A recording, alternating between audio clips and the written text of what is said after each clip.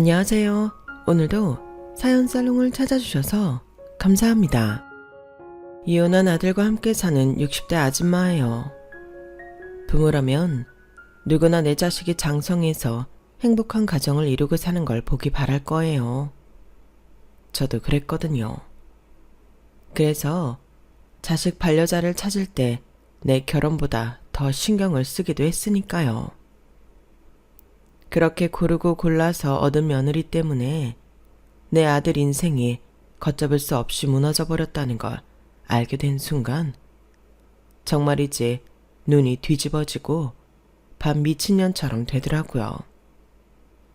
그래서 내 손으로 직접 내 아들을 이혼시켰습니다.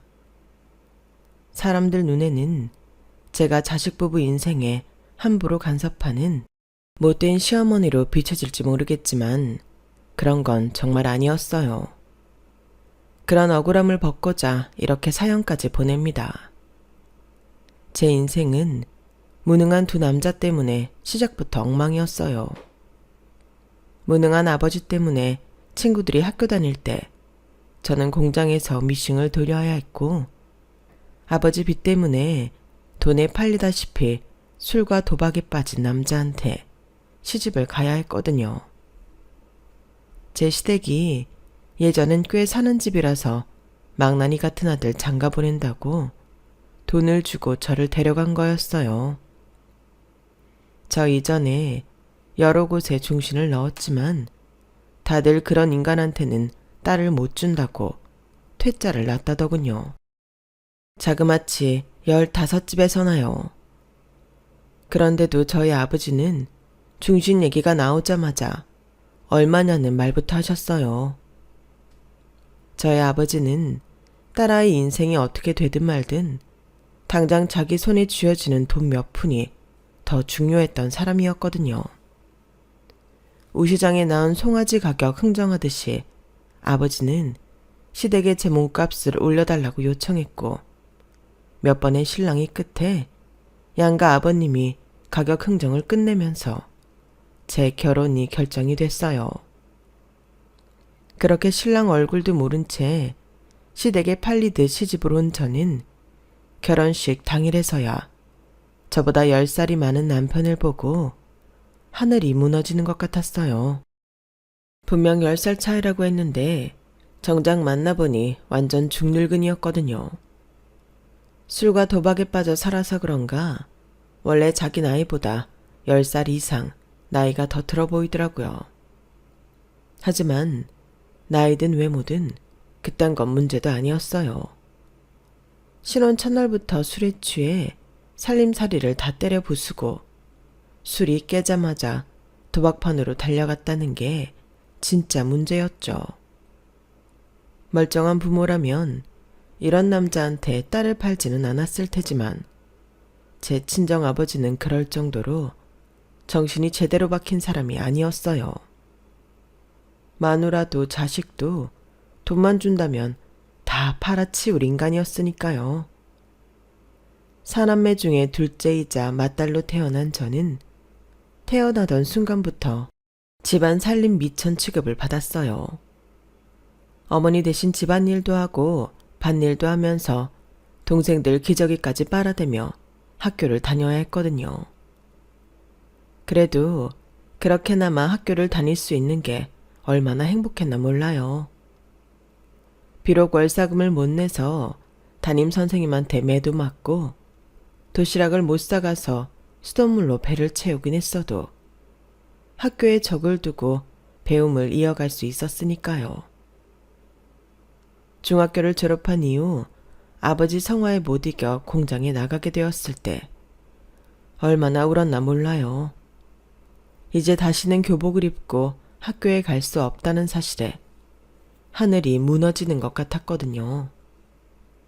공부도 제법 잘했기 때문에 중3 담임 선생님은 몇 번이나 저희 집에 찾아오셔서 부모님을 설득했어요. 아버님, 정님이 여기서 학업 끝내기엔 너무 아까운 나이입니다. 장학금 준다는 학교도 있으니까 고등학교 진학 다시 한번 고려해 주세요. 배움이 있어야 아이 인생도 바뀔 수 있는 거라고요. 거참, 당장 먹고 죽을 돈도 없는데 공부는 무슨 공부입니까? 계집애를 중학교까지 보냈으면 나도 할 만큼 한 겁니다.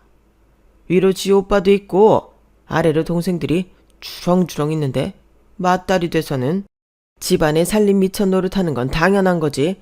그게 뭐 대수라고 집에까지 찾아와 이 난립니까? 당장 가세요. 난 내 딸령 고등학교 보낼 생각 없으니까 쓸데없는 짓 말고 가라고요. 아버지, 저 공부하고 싶어요. 고등학교만 보내주시면 밭일도 더 열심히 하고 집안일도 잘할게요.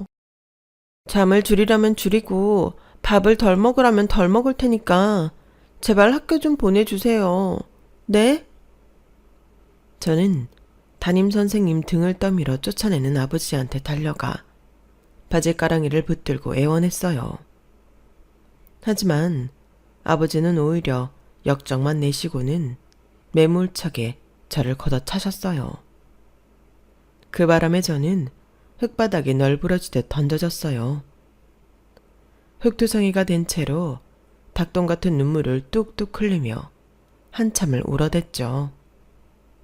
아파서가 아니라 제 인생이 너무 거지 같고 가여워서 눈물이 났던 것 같아요. 나는 왜 이런 집에 태어나 하고 싶은 공부도 못하고 이 나이에 공장에 돈을 벌러 가야 하나. 서글프기 그지없더라고요. 그렇게 21살 봄까지 공장에서 미싱을 돌리며 돈벌이를 했던 저는 앞서 말한 것처럼 아버지 손에 팔려서 시집을 가게 된 거예요. 그나마 시댁이 돈이 좀 있는 집이라서 굶을 걱정은 없었어요. 그거 하나는 다행이다 싶었죠. 하지만 얻는 게 있으면 잃는 게 있는 법.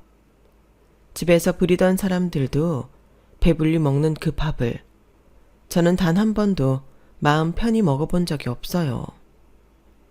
결혼 전부터 술과 도박에 빠져 살았던 아들을 마치 저 때문에 집에 안 들어오는 것처럼 몰아세우는 시어머니 때문이었죠. 이년아, 네가 허구한 날 우거지상을 하고 있는데 내 아들이 집에 들어올 맛이 나겠냐? 누가 너더러 부엌에 나와 일을 하라더냐? 그저 남편 잘 구슬러서 떡두꺼비 같은 아들 하나 낳으랬더니 그 쉬운 거 하나를 못해서 사람 속을 뒤집어.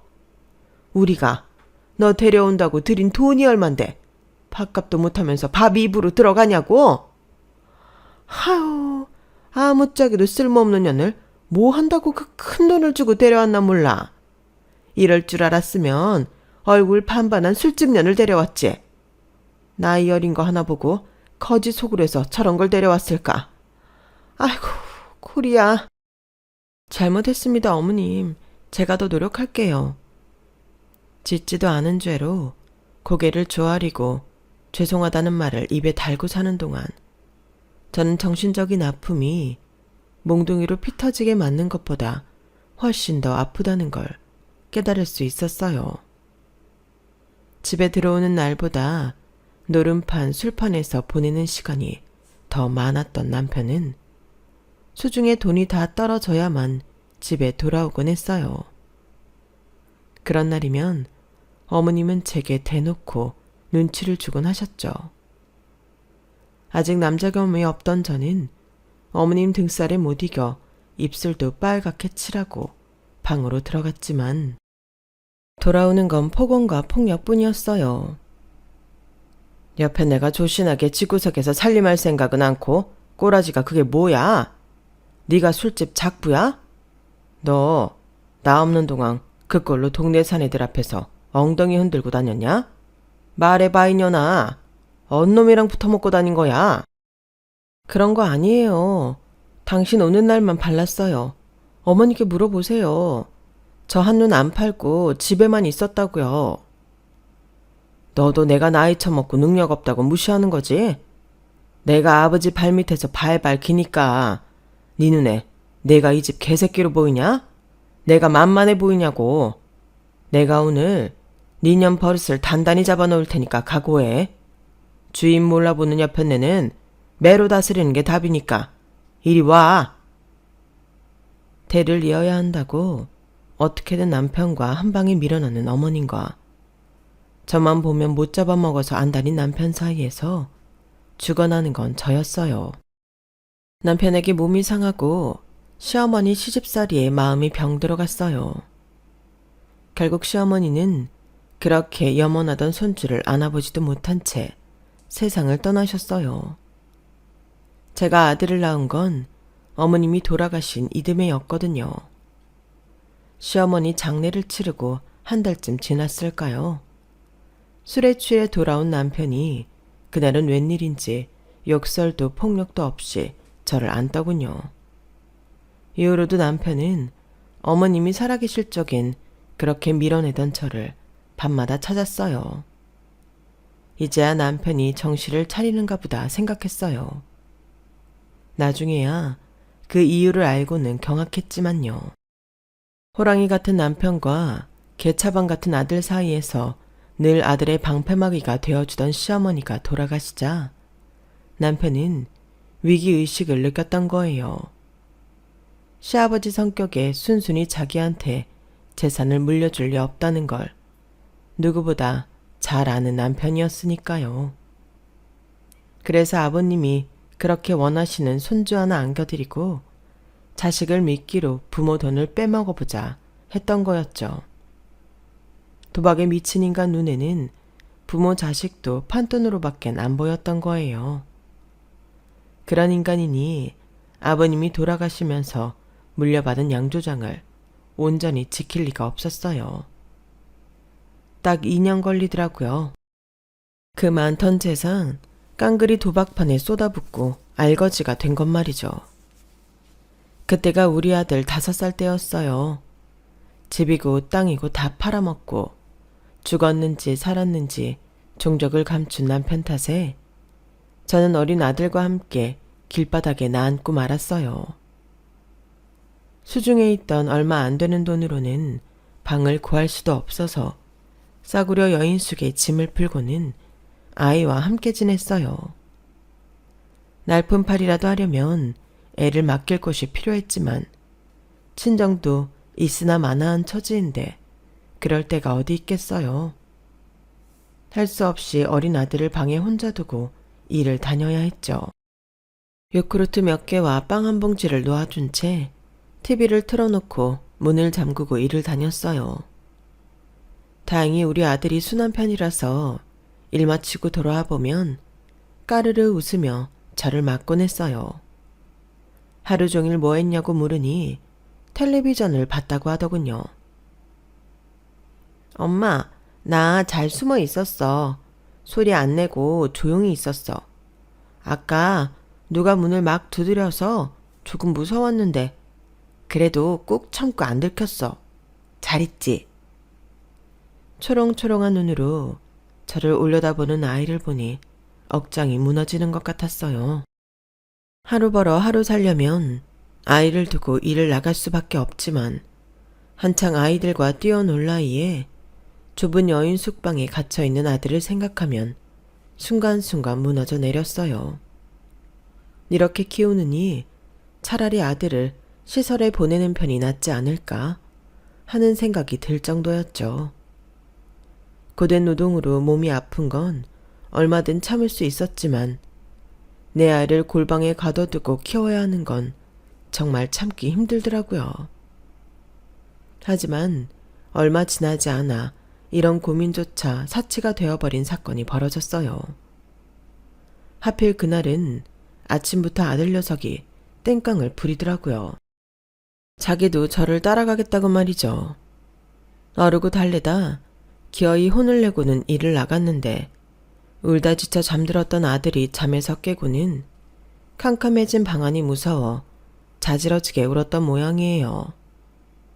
아침에 나올 때 TV랑 형광등을 켜놓고 나왔어야 했는데 깜박하고 그냥 나왔던 게 화근이었죠.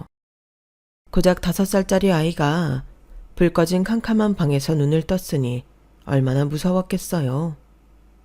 아이 울음소리에 여인숙 주인은 방문을 따고 안으로 들어왔고 홀로 방 안에 있던 제 아이를 보고는 잔뜩 화가 난 거예요. 일을 마치고 여인숙에 가보니 주인이 저희 짐 가방을 문 앞에 던져놨더라고요. 아들 녀석은 계단에 앉아 꾸벅꾸벅 졸고 있었고요. 니 봐요 아줌마. 누구 장사 망치려고 그래요? 애를 혼자 방에 두고 나가면 어떡해요? 그러다 잘못되기라도 하면 누구 보고 책임지라고. 두말할 거 없이 애 데리고 당장 나가요. 영업방해 말고 나가라고. 사장님, 한 번만 봐주세요. 애 데리고 갈 곳이 없어서 그래요.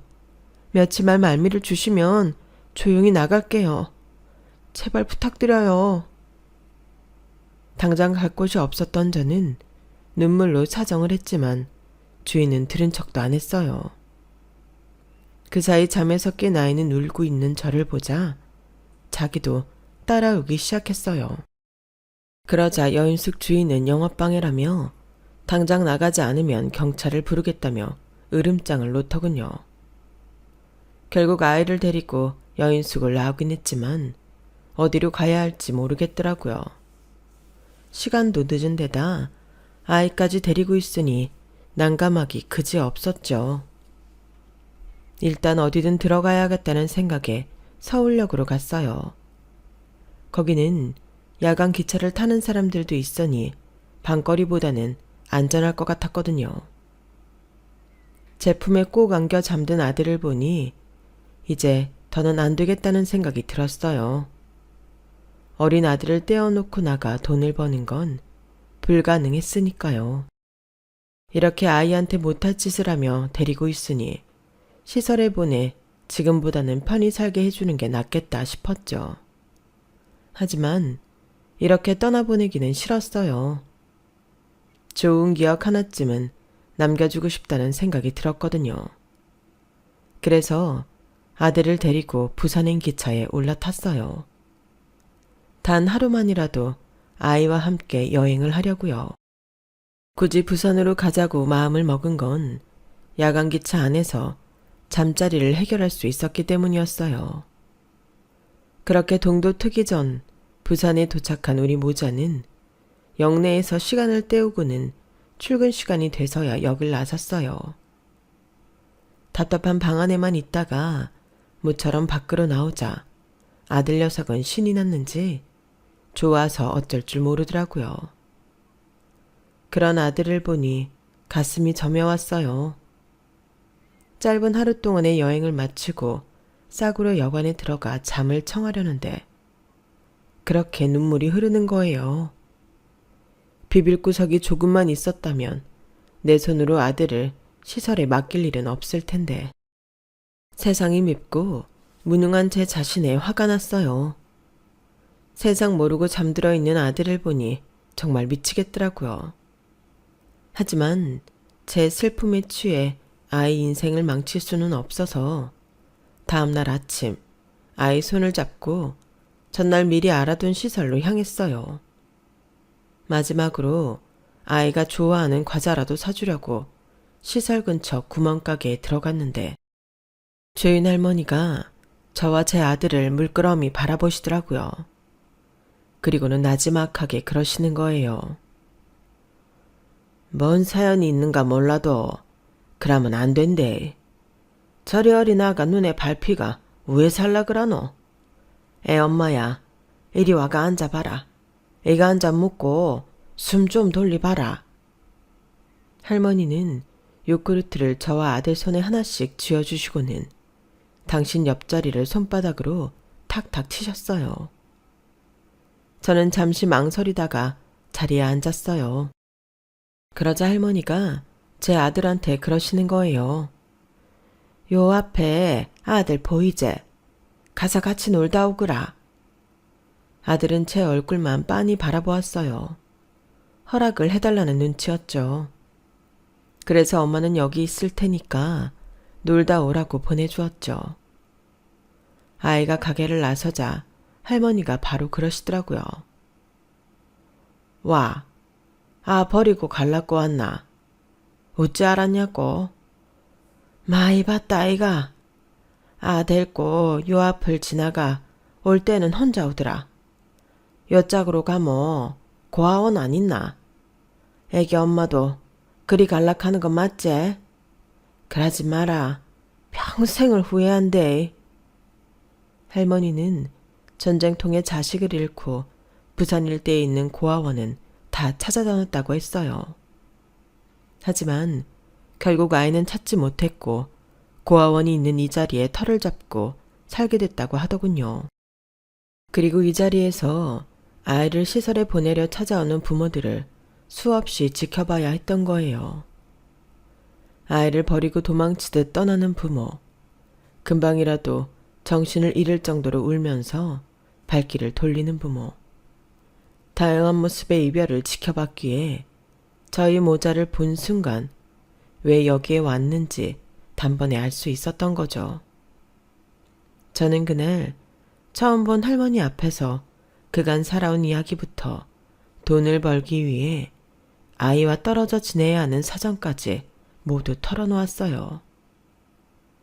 한참을 울먹이며 말을 이어가자 할머니가 그러시더라고요. 그라모 여서 지내면 안 되겠나?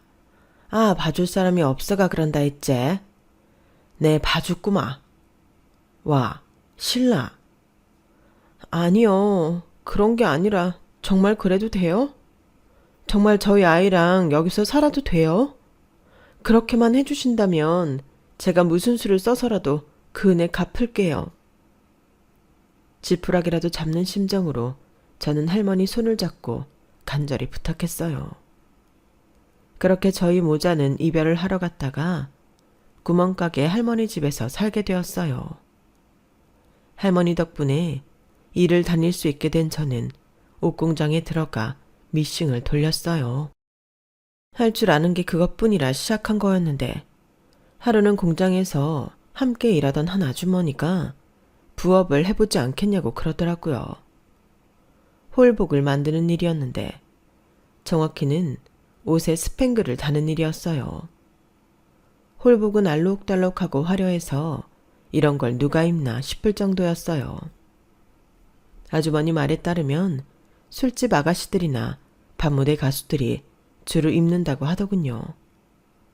그런데 이게 가격이 엄청 비싼 거예요. 수작업으로 스팽글을 붙여야 하니 공임이 비싸 그런다나요? 홀복 가격에 비해 스팽글을 달고 받는 돈은 얼마 되지 않았어요. 그러다 문득 그런 생각이 들더라고요. 차라리 내가 만들어서 직접 팔면 되지 않을까 하고요. 어릴 때부터 옷공장에서 일하며 어깨너머로 본 것들이 꽤 있어서 왠지 할 수 있을 것 같더라고요. 하지만 재단을 배운 적이 없어서 옷 자체를 만들 자신은 없었어요. 그러던 차에 국제시장에 가면 값싼 구제옷을 판다는 소리를 듣게 됐고 거기서 쓸만한 옷들을 구할 수 있었어요. 거기에 스팽글과 깃털 등 요란한 장식을 달아 화려한 홀복을 만들어내었죠. 요즘 말로 리폼을 하게 된 거예요. 그렇게 만든 옷을 직접 업소에 들고 가 팔았어요. 처음엔 잘 팔리지 않았어요. 정확히는 2달 동안 단 한 장도 팔리지 않았죠. 그러다 끈덕지게 찾아가는 제가 보기 안쓰러웠는지 하나 둘씩 제 옷에 관심을 주기 시작하더라고요. 다행히 제가 판 옷을 사입은 밤무대 가수가 주변 반응이 좋았는지 연달아 옷을 더 사주었고 그분 소개로 다른 가수들이 제 옷을 찾아주면서 나날이 수입이 늘어갔어요. 그러다 주문량을 감당하기 힘들어서 공장 일을 그만두고 홀복 제작에 전념하게 되었죠. 구멍가게 한켠에 할머니가 쓰시던 낡은 미싱을 놓고 본격적으로 홀복 제작에 나선 저는 몇 년이 지나 제 옷공장을 차릴 수 있었어요. 홀복부터 시작해 무대 의상, 댄스복 등 특수 의상을 만드는 공장이었죠. 제가 공장을 운영하는 동안 제 아들은 할머니가 돌봐주셔서 마음 편히 일을 할 수 있었어요. 저희 모자를 받아주었던 할머니는 저희와 함께 산 지 10여 년쯤 지나 세상을 떠나셨어요. 굴곡진 인생을 사시다 잠든 채 그대로 세상을 떠나셨죠. 인생의 은인인 할머니께 해드릴 수 있는 거라곤 가족이 없는 할머니를 위해 제사상을 차려드리는 것뿐이었어요. 아무리 일이 바빠도 할머니 기일만큼은 아들과 함께 제사를 지냈어요. 할머니가 돌아가신 후로는 아들 녀석을 돌봐줄 사람이 없었지만 그럼에도 불구하고 아들 녀석은 잘 자라주었어요. 일하느라 바쁜 엄마를 대신해서 집안 살림도 하고 쉬는 날엔 저 대신 먼저 일어나 아침상을 차려주는 기특한 아들이었죠. 세상에 우리 모자 둘밖에 없었기 때문에 더 의지하고 살았는지도 모르겠어요. 그러다 아들이 서울에 있는 대학에 들어가면서 우리 모자는 이별을 하게 되었죠. 엄마, 아무리 바빠도 밥은 꼭 챙겨 드셔야 돼요. 나 없다고 대충 물에 말아 드시지 말고 제대로 드셔야 돼요. 알았죠? 아유, 네가 내 아들이 아니고 내가 네 딸인 것 같다. 무슨 애가 엄마 밥 챙겨 먹는 것까지 걱정을 해. 엄마는 알아서 잘 챙겨 먹을 테니까 우리 아들이나 끼니 거르지 말고 잘 지내. 용돈 아낀다고 라면 먹지 말고 돈 떨어지면 제깍제깍 연락하고. 엄마가 죽어라 돈 버는 이유가 뭐겠어? 그저 내 새끼 배골지 말고 잘 먹고 입히려고 그런 건데. 엄마 걱정을 하는 아들을 서울에 두고 부산으로 내려오니 가슴에 구멍이 뚫린 것처럼 횡했어요. 아들한테는 삼시세끼 잘 챙겨 먹겠다고 약속했지만 집에 사람이 없으니 그러기 쉽지 않더라고요. 일 끝나고 집에 돌아올 때마다 깜깜한 집에 들어서는 게 그렇게 싫을 수가 없었어요. 그동안 모르고 살았던 아들의 아픔을 그때 절실히 느낄 수 있었어요. 할머니가 돌아가신 이후부터 아들은 늘 불 꺼진 집에 홀로 돌아와야 했으니까요. 바쁘다는 핑계로 하나뿐인 아들의 삶을 구멍 뚫린 가슴으로 만들어왔던 게 아닐까 하는 자책이 들었어요. 그리고 그건 훗날 현실로 나타나게 되었죠. 아들과 떨어져 지내는 허전함과 달리 제 사업은 잘 진행되었어요. 공장도 잘 돌아가고 돈은 따박따박 통장에 쌓여갔죠. 하지만 제 삶은 점점 더 황폐해지는 기분이 들었어요. 대학 생활에 적응이 되어가는 아들은 점점 더 제게 전화하는 횟수가 줄어들었고 그럴수록 저는 아들의 전화를 기다리는 시간이 많아졌거든요. 같은 하늘 아래 살면서도 목소리조차 자주 못 듣는 생활이 점점 더 버거워질 때쯤 옷공장은 부산에 두고 서울로 올라왔어요. 돈을 움켜쥐고 멀리서 그리워하기보다는 덜 벌더라도 아들 옆에서 지내는 걸 선택한 거죠. 아들은 자신이 보고 싶어 돈도 포기하고 서울로 올라왔다는 말에 감동하더라고요. 함께 살면서부터는 오히려 전보다 문자도 자주 하고 전화통화도 수시로 했어요. 아들은 그렇게 다시 제게 마음을 열어주었어요. 그런데 사람 욕심이 끝이 없다고 눈에 돈 벌 기회가 보이니 모른 척할 수가 없더라고요. 아는 분이 도매시장에 가지고 있던 가게와 온라인 사업체를 저보고 인수하라고 하신 거예요. 이젠 나이가 들어서 자식이 있는 미국으로 건너가 살고 싶다고요. 저한테는 좋은 기회였어요. 서울에 터를 잡고 사업 확장을 할 수 있는 상황이니까요. 모처럼 아들과 좋은 시간을 보내고 있는데 또다시 일을 시작하면 예전처럼 얼굴도 제대로 못 보는 생활로 돌아갈까봐 겁이 났어요. 그래서 먼저 아들한테 의견을 물었더니 흔쾌히 해보라고 하지 뭐예요. 그때는 하고 싶은 마음이 너무도 컸기 때문에 미소 뒤에 감춰진 아들의 그늘은 애써 보려 하지 않았던 것 같아요. 새로 시작한 도매업과 온라인 사업은 시작부터 순조롭게 진행되었고, 예상대로 아들과는 한 집에 살면서도 얼굴 마주칠 시간도 없이 바빠졌어요. 그때 그렇게 아들 녀석을 외롭게 두면 안 되는 거였는데, 그때는 그게 최선인 줄만 알았어요. 나 죽고 없으면 내 아들을 지켜줄 수 있는 건 돈밖에 없다고 믿었으니까요. 대학을 졸업하던 해 아들은 다행히 취업에 성공했어요.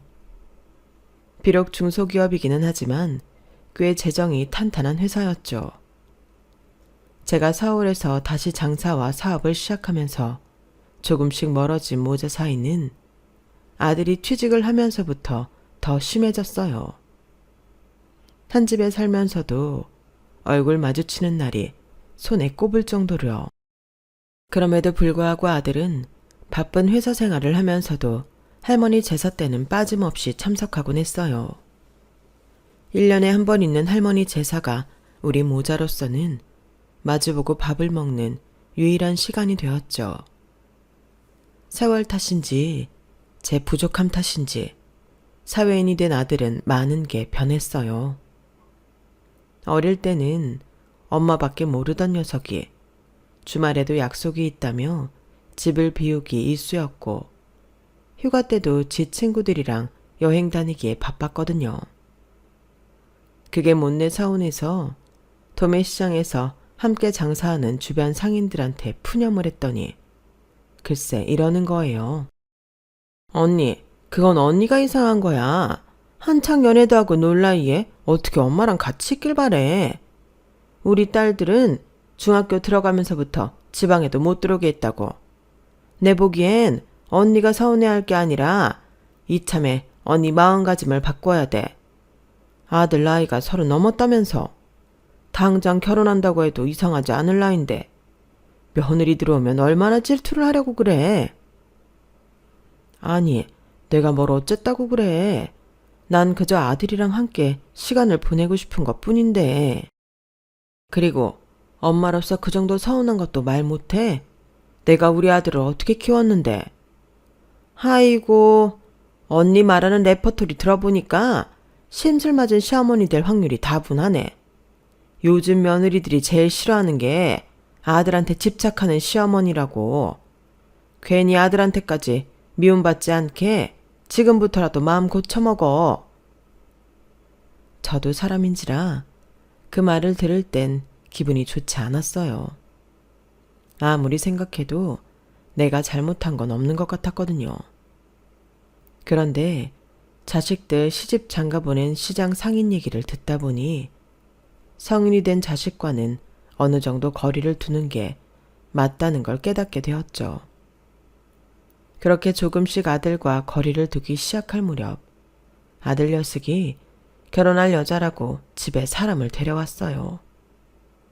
키도 크고 이목구비도 시원한 게 참 이쁘더라고요. 게다가 직업도 아주 좋았어요. 피부과 의사였거든요.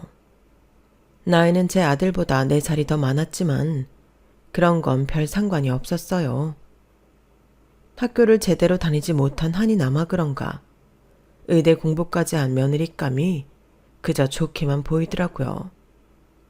의사라고 해서 도도하고 자기 잘난 맛에 사는 사람일 줄 알았는데 제게 싹싹하게 구는 모습을 보니 머리도 좋지만 인성도 괜찮은 아이 같더라고요.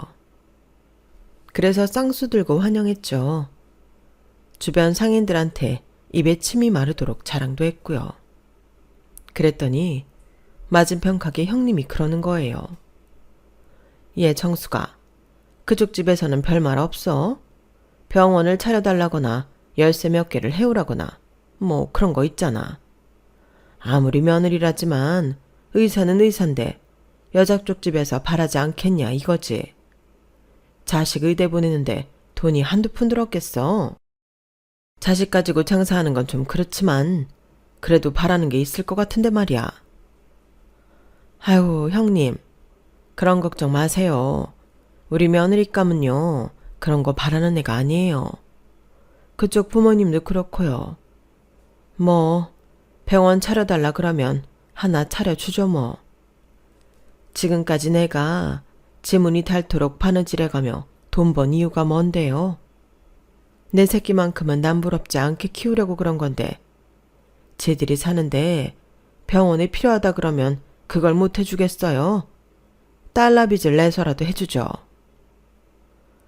하긴 피부과면 돈도 잘 벌 텐데 투자한다 셈치고 병원 하나 차려주는 것도 좋지. 그런데 며느리감에 비해 아들 직업이 조금 처지는 거 아니야?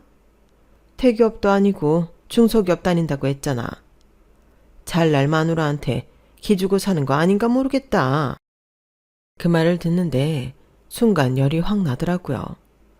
며느리감에 비해 내 아들 학벌과 직업이 딸리는 건 사실이지만 대놓고 말을 하니 더 화가 났던 것 같아요. 아니 형님, 말이 좀 이상하네요. 우리 아들 직업이 뭐가 어때서 그래요? 대기업이든 중소기업이든 지 능력 발휘해가며 돈 버는 건 똑같은데 그게 무슨 대수라고 그러나 몰라. 솔직히 형님, 내가 의사 며느리 본다니까 부러워 그러는 거죠? 사람이 심보를 그렇게 쓰면 안 되는 거예요.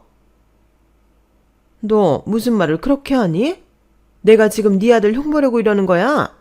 난 그저 걱정이 되니까 그러는 거지. 아이고 됐네요. 그게 무슨 걱정이에요. 배 아파 그러는 거지. 우리 아들은 결혼해서 잘 살 테니까 형님은 형님 자식들이나 걱정하세요. 엄마들이 가장 참을 수 없는 게 내 자식 흉보는 거잖아요. 그래서 그날은 저도 평소와 다르게 앞집 형님한테 성질을 냈어요. 제가 시장에 자리를 잡을 때부터 저를 많이 도와준 분이었지만 딴 건 몰라도 아들 문제가 걸리니 그냥 웃고 넘길 수가 없었거든요. 주변 시선도 그렇고 괜한 자존심도 걸린 문제라서 저는 보란듯이 성대하게 아들 결혼식을 치러줬어요. 결혼식에 참석한 상인들도 다들 입이 떡 벌어질 정도로요. 다행히도 아들 내외는 결혼하고 한동안 별 탈 없이 잘 지냈어요. 그런데 결혼하고 이듬해부터 아들 녀석이 할머니 제사를 빠지기 시작하더라고요. 저보다도 먼저 제사를 챙기던 녀석인데 말이죠. 며느리 말로는 회사 일이 바빠서 툭 하면 야근을 한다고 그러긴 했지만 그래도 내심 마음에 걸렸어요. 그래도 지들 사정이 있는 거니까 그땐 그러려니 하고 넘어갔는데 그 이듬해에도 또 제사에 빠지지 뭐예요. 제사만 빠지는 게 아니라 명절에도 이런저런 핑계를 대가며 집에 오지 않더라고요. 아들 내외가 찾아오지 않으니 제가 찾아갈까도 했지만 주변에서 극구 말렸어요. 언니, 아들 집에 멋대로 찾아가는 시어머니가 최악이라는 건 몰라요? 그냥 지들끼리 잘 살게 놔둬요. 요즘 애들은 명절이니 시부모 생신이니 그런 거 잘 안 챙겨요. 괜히 찾아가면 아들 내외 사이에 부부싸움밖에 안 난다고요. 마음 같아선 당장 달려가고 싶었지만 그럴 때마다 주변에서 하는 말에 꾹 참고 지들이 먼저 오기를 기다린 지도 3년이 지났어요. 이제는 아들 내외 얼굴도 잊어버릴 판이었죠.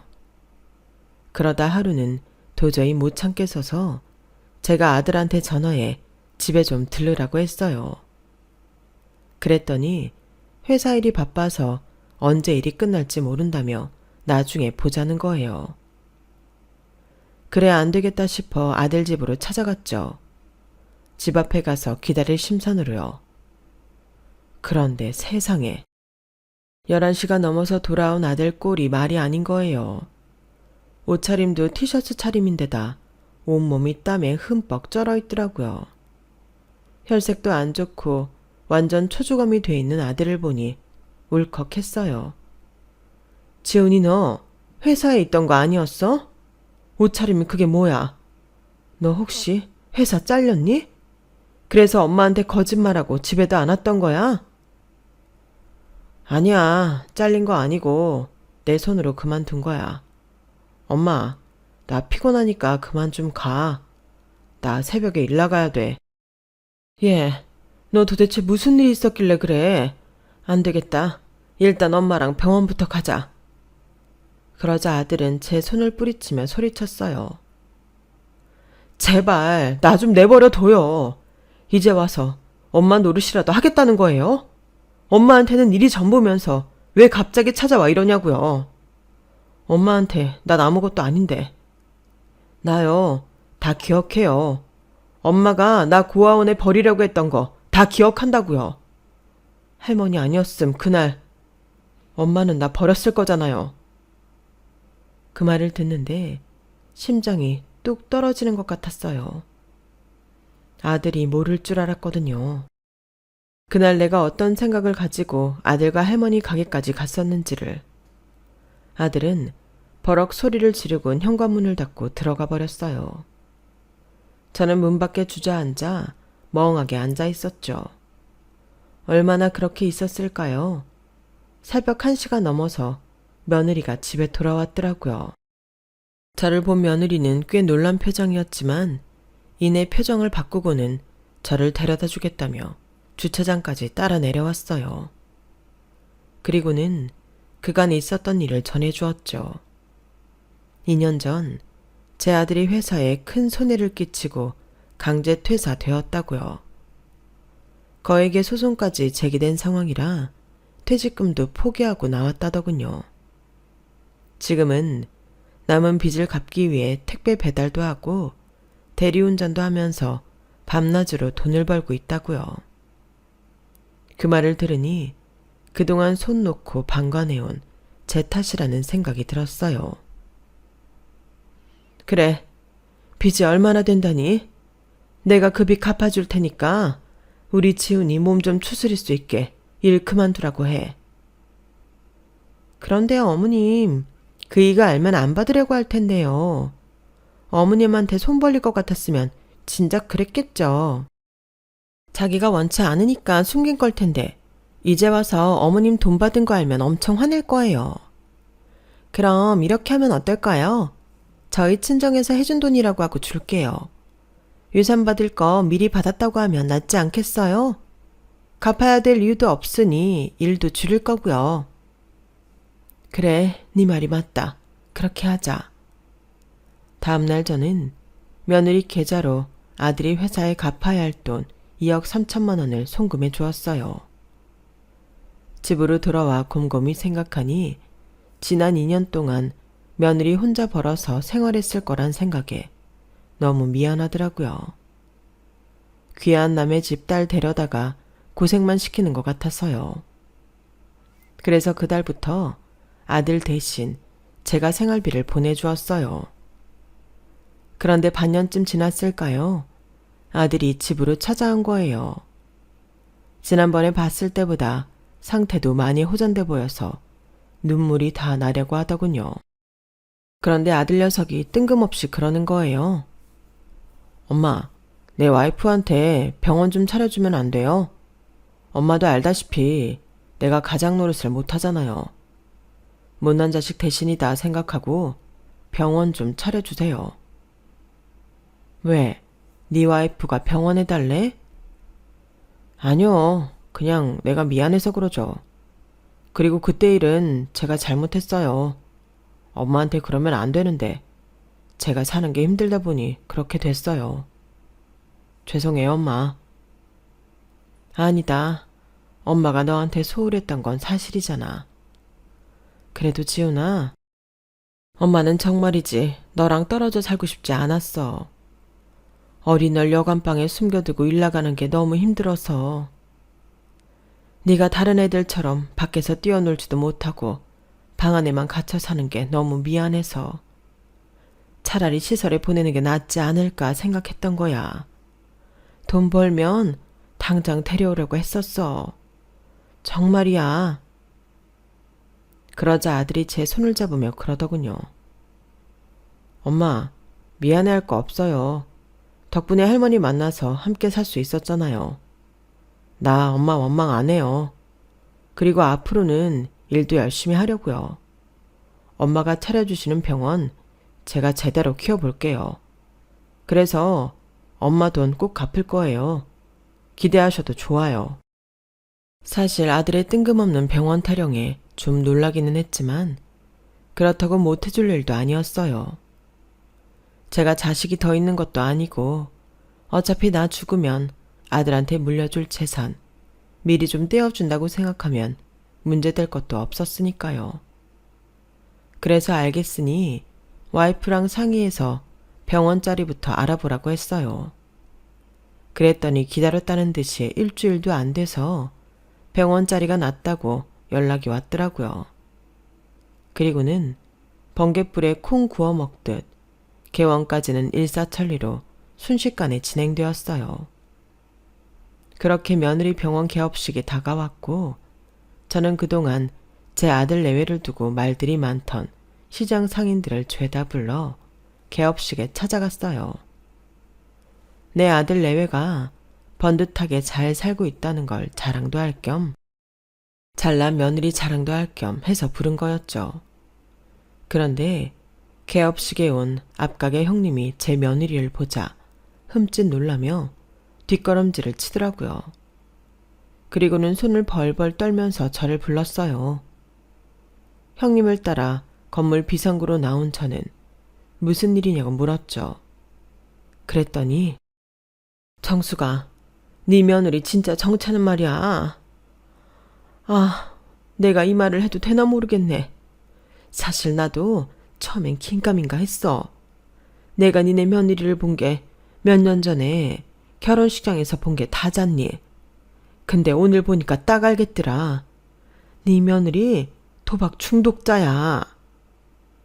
도박이라는 말에 피가 거꾸로 솟는 것 같았어요. 도박에 미친 남편 때문에 지옥 같은 생활을 경험했던 저였기에 그럴 수밖에 없었죠. 약수동 오여사 알지? 왜? 시장 사람들이 돈 빌려다 쓰는 일수 아줌마. 일전에 내가 급전이 필요해서 오여사 사무실에 갔는데 자기 며느리가 거기 있더라고.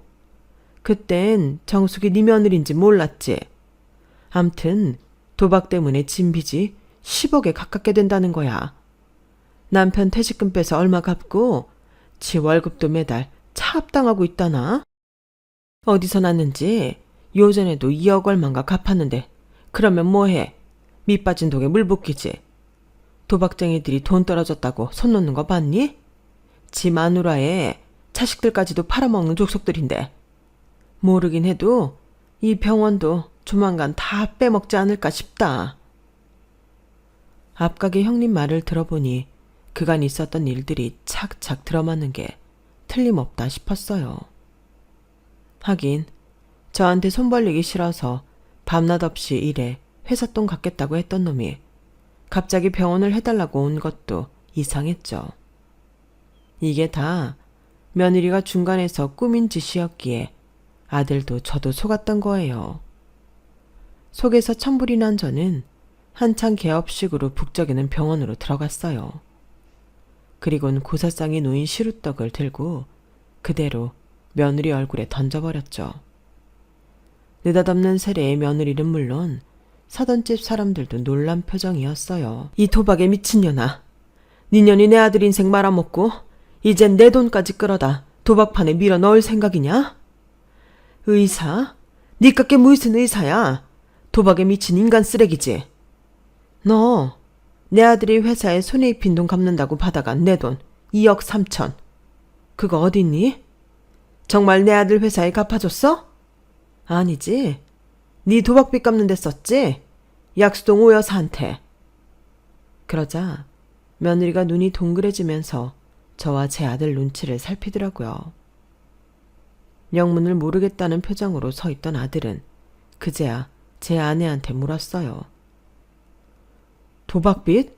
당신 그게 사실이야? 나한텐 의료사고가 있어서 합의금 필요하다고 했었잖아. 그게 합의금이 아니라 도박빚이었어?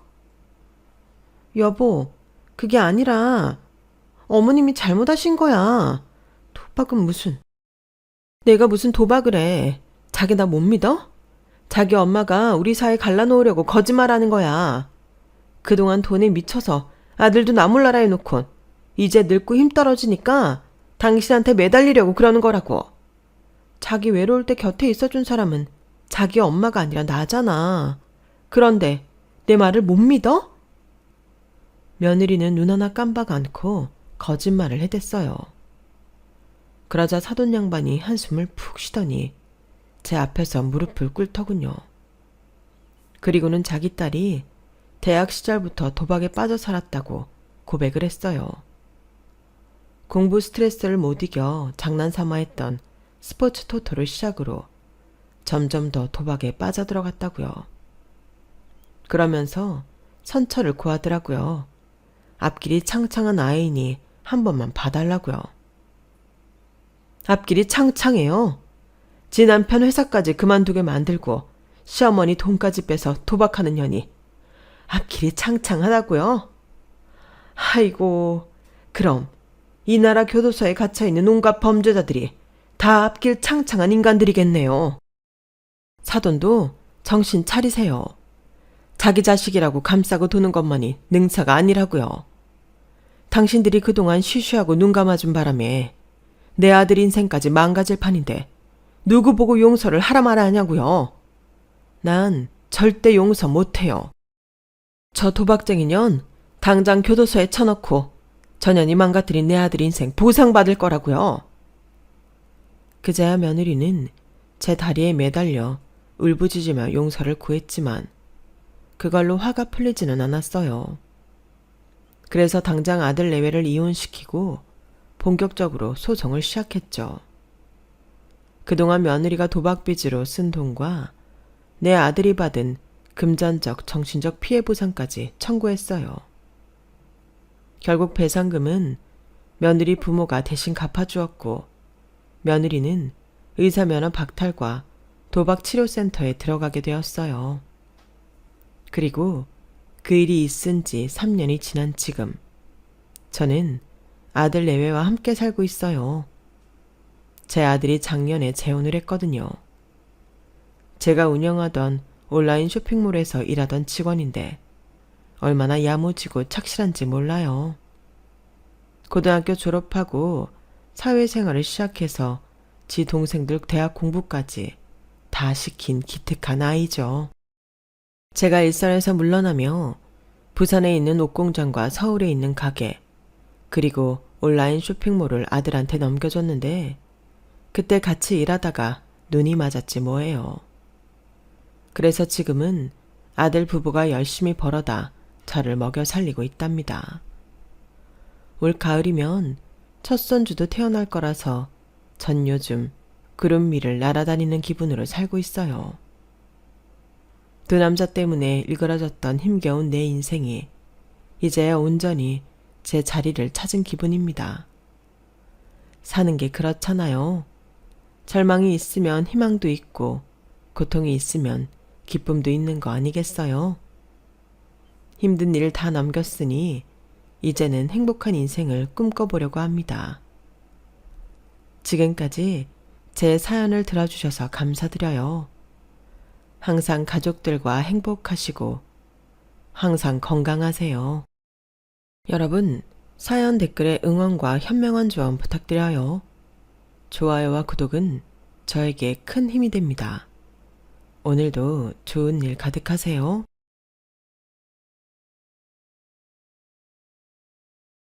안녕하세요. 오늘도 사연 살롱을 찾아주셔서 감사합니다. 저는 아이 셋을 키우며 맞벌이 부부로 살고 있는 40대 초반 여성입니다.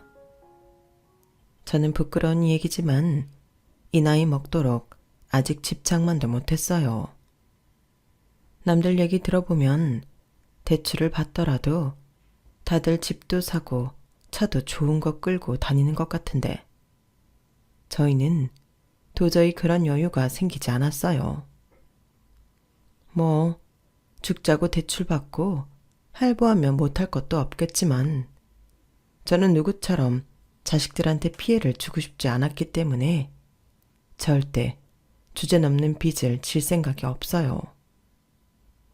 사실 저는 번번이 집장만을 하려고 나름 돈을 모으면 집안에서 기다렸다는 듯 돈 나갈 일이 생겨 남 좋은 일만 한 사람이에요. 지금도 그 생각을 하면 너무 화가 나서 밤에 잠도 오지 않는데 남편 얼굴 봐서 참고 그랬죠. 제 속이 이런데 남편 속은 더하면 더했지 덜하지 않을 게 틀림없으니까요. 그리고 저도 돈 날린 건 아깝지만 그에 상응한 대가가 있어 참기로 했는데 제가 시어머니 인생 60년 만에 인생 공부 제대로 시켜드렸거든요. 그래서 그 사연을 여러분들에게 들려드리고 싶어 이렇게 사연을 보내게 되었는데요. 우선 간략하게 제 얘기부터 조금만 하고 시작할게요. 제가 어떻게 살아온 사람인지 알려드리는 게 제 이야기를 이해하심에 있어 도움이 될 것 같거든요. 저는요, 태어났을 때부터 참 가난했어요. 6, 70년대도 아닌데 당장 한 끼 먹을 수 있을지 없을지를 걱정하던 그런 집의 장녀로 태어났죠.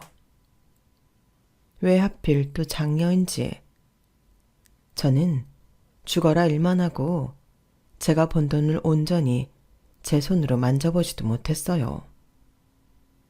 제 밑으로 동생이 넷이 있었는데 친정아빠는 도박빚에 쫓기느라 저희 집 형편이 말도 못했거든요. 그래서 믿기 어려우시겠지만 저는 동네 어르신께 부탁해서 초등학교 6학년 때부터 아르바이트를 했어요. 동생들 먹고 싶어 하는 거, 준비물 등을 사주고 싶어서였는데 저희 엄마는 그런 건 우리 형편의 사치라며 하루에 한 끼라도 먹을 수 있다는 것에 감사하라고 하셨어요. 하지만 아무리 그래도 언니이자 누나인 제 마음엔 그게 아니었는데 다행히도 이런 제 마음을 기특하게 여겨주시는 어른들이 계셔서 저는 일을 할 수 있었죠. 그렇게 자란 저는 대학 진학은 꿈도 꾸지 못하고 바로 취직을 했어요. 그리고 마치 도망이라도 치듯 남편을 만나 결혼을 했는데 남편도 저보다야 형편이 나았지만 보편적인 시각에서 봤을 때 사는 게 넉넉하진 않았어요. 그래도 제대로 된 가정에 남편 역시 장남이었는데 밑으로 2살 어린 남동생이 있었죠. 그런데 결혼은 동생이 더 빨랐는데요. 그래서 사실 동서가 맏며느리 역할을 다 했어요. 원래 동서지간에 잘 지내는 건 어려운 일이라고 했는데 다행히 동서가 참 좋은 사람이라 저를 형님 하며 잘 챙겨줬거든요. 그리고 제가 자라온 환경과 저의 성실함을 보고 시아버님이 저를 참 예뻐해 주셨는데요. 저희 아빠가 아빠 역할을 못해서인지 시아버님은 가끔 저한테 용돈까지 챙겨주시면서 저한테 마음을 써주셨어요. 하지만 그 모습을 시어머니가 싫어하셨는데 그도 그럴 게 저희 시아버님이 엄청 엄하고 무서우셨어요. 그러니 자기 아내인 시어머니한테도 무척이나 깐깐하게 구셨는데 돈 문제 앞에서는 유독 심했죠. 한 달 생활비도 아니고 하루 생활비를 주시면서 100원 하나 허투루 쓰는지 아닌지 가계부까지 쓰게 하셨어요. 그러니 저희 시어머니는 당신 남편한테 늘 불만이 많았는데 그런 미운 남편이 예뻐하는 저는 눈에 가시처럼 보이셨겠죠. 게다가 저한테 용돈을 주는 걸 본 뒤로는 저만 보면 무섭게 노려보셨는데 그래서 네가 맏며느리니까 네 동서한테 시키지 말고 이거 다 혼자 해라 라며 저한테 제사 준비며 김장 같은 걸 떠넘기다시피 하셨어요. 그리고 당신 아들이랑 당신 남편이 뭐라고 할까봐 우리 맏며느리가 지가 한다고 이렇게 수고를 하고 있네? 나는 그렇게 말렸는데도 얘가 한대. 어쩜 이런 복덩이가 우리 집에 들어왔을까? 라며 선수까지 치는데 참 뭐라고 할 수도 없고 저만 가운데서 곤란했는데요. 그래도 어릴 때 하던 고생에 비하면 이젠 남편도 있고 시아버님도 계시니 이 정도는 별일도 아니라는 생각이 들었어요. 저 하나 참으면 온 식구가 편안하다고 생각하니 그게 더 낫겠더라고요. 그래서 시어머님이 날은 씹사리를 시키셔도 전혀 타격감 없이 보란 듯이 하고 있는데 시어머님은 그건 그거대로 싫은 눈치였어요. 제가 힘들어하고 불만이 가득해야 하는데 전혀 그런 모습을 보이지 않으니 오히려 역으로 약이 바짝 올라 계셨어요.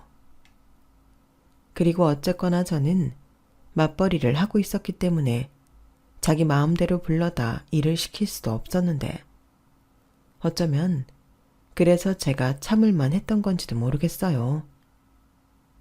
그렇게 결혼하고 저는 반년도 되지 않아 첫 애를 낳았고 한참 뒤 9살 터울로 둘째를 낳았는데 셋째가 1살 터울이라 그때는 벌어도 남는 게 없었어요. 저도 남편도 그렇게 능력이 뛰어나지 않다 보니 버는 돈에는 한계가 있었거든요. 그래도 저는 남편복 하나는 있어서 돈은 없어도 늘 남편과 사이 좋게 지낼 수 있었는데 그건 지금도 마찬가지입니다. 게다가 제가 첫째를 낳았을 때부터는 친정 동생들도 다 잘 되어 따로 걱정을 하지 않게 되었는데 그것만으로도 얼마나 다행이고 고맙던지. 제가 워낙에 바라는 게 소박하다 보니 그냥 그것만으로도 고맙다고 생각했어요. 그렇게 아이가 셋이 되다 보니 집 살 생각은 절대 하지 못하겠더군요. 그냥 숨만 쉬어도 나가는 돈이 장난이 아니라서 저는 일을 그만두고 싶어도 그럴 수 없었어요. 아이가 셋이라 어디에 부탁하지도 못하고 발을 동동 구를 때가 하루 이틀이 아니었는데 아무리 눈치가 보여도 직장을 그만두면 생계 유지가 어려울 지경이었죠. 그래서 남편이 그 점을 참 미안해했는데 그러기엔 저희 아이들이 참 예뻤어요. 고슴도치도 제 자식 털은 비단이라고 하는데 어찌나 예쁘던지. 자식들은 동생들과도 또 다른 느낌이더라고요. 그리고 아이들이 태어나면서 혹여 나 역시 우리 엄마 같은 사람이 될까 두려웠는데 그래서 더 아이들을 잘 키우고 싶었어요. 그러니 더더욱 돈이 필요했고 저는 일을 쉴 수 없었는데요. 그 와중에도 저는 단돈 10원이라도 돈을 모으려 노력했죠.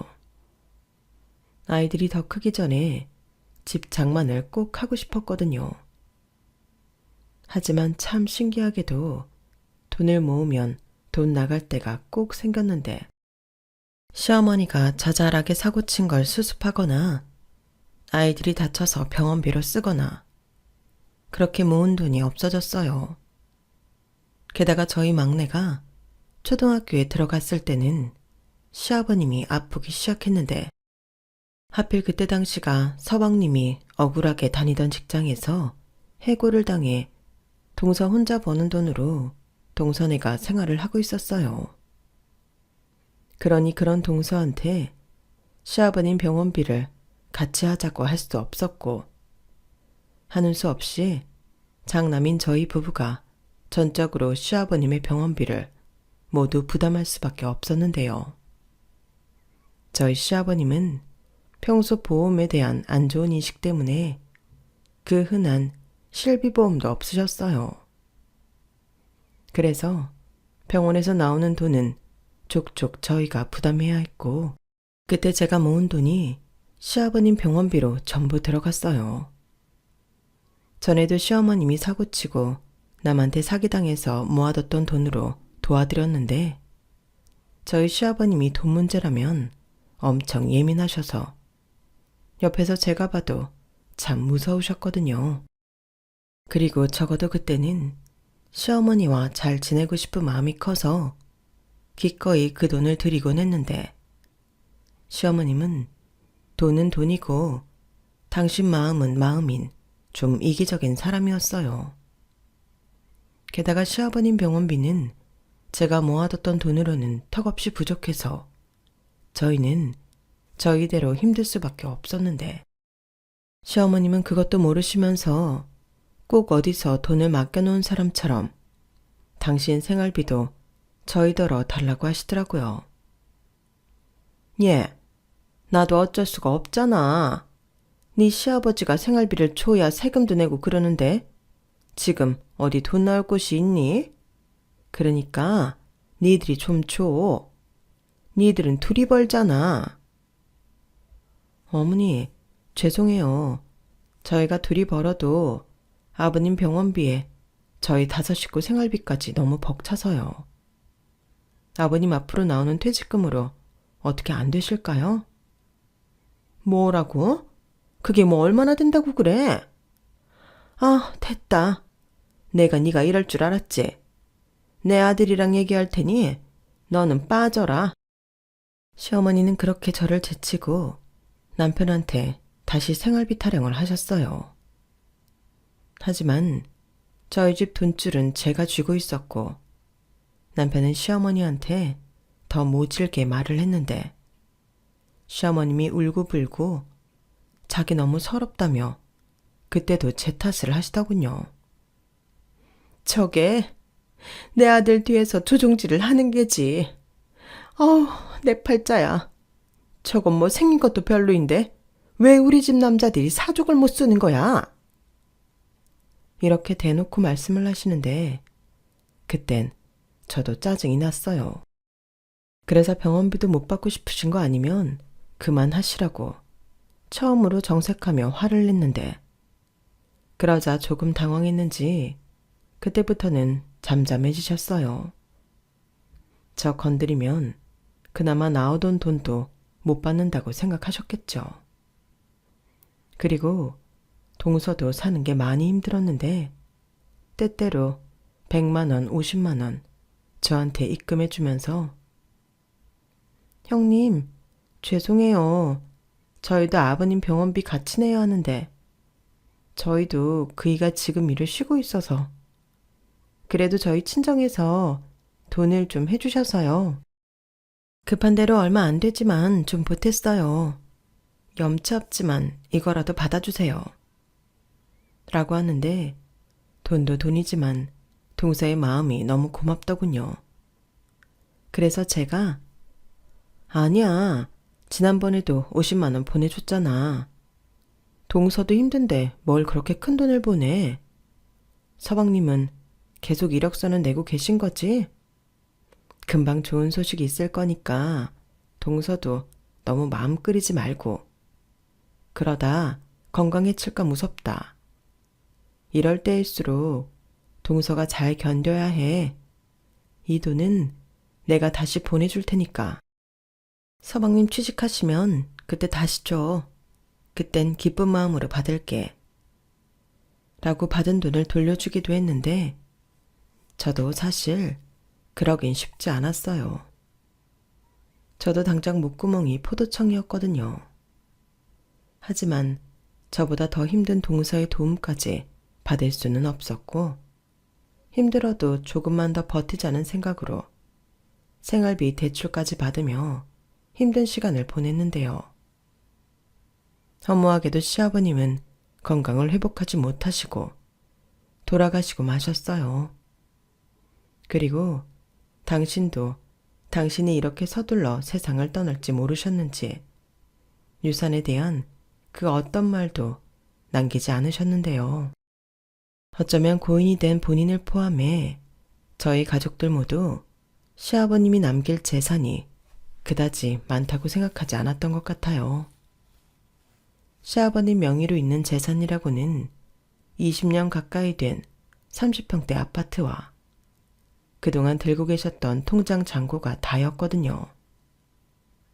그리고 통장에는 약 4천만 원 정도 되는 돈이 들어 있었는데 우선 시어머님이 마땅한 벌이도 없으시고 혼자 남게 되셨으니 시아버님 명의로 있던 재산을 시어머니 앞으로 해드렸는데요.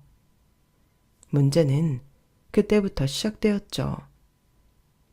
평생 그런 큰 돈은 구경도 못 해본 저희 시어머니가 그동안 억눌렸던 한을 한꺼번에 풀기라도 하듯 점점 고삐가 풀린 망아지가 되셨어요. 그러니 저는 슬슬 그게 너무 걱정이 되었는데요.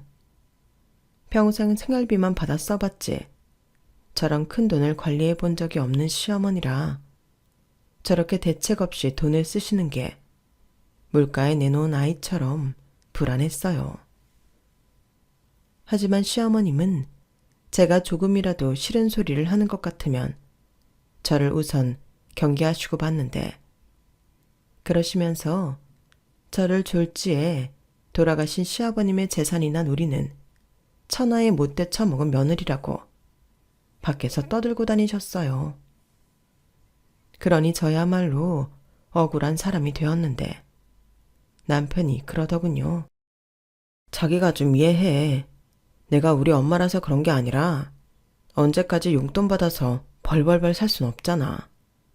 이제부터라도 혼자 자기 돈 관리하고 아까운 줄도 알고 그래야지. 엄마가 언제까지 저렇게 건강하실지는 아무도 모르는데 애처럼 그걸 다 자기가 신경 쓰고 살 순 없잖아. 나도 알아.